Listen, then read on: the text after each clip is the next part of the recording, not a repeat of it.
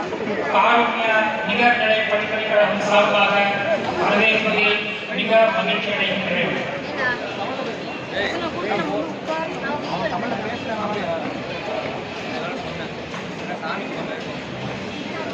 பெற்றோர்களும் உறவினர்களும் அவருக்கு இன்று ஒதுக்கப்பட்ட இடத்தில் மட்டும் அமருமாறு பணிபன்புடன் கேட்டுக்கொள்கின்றோம்.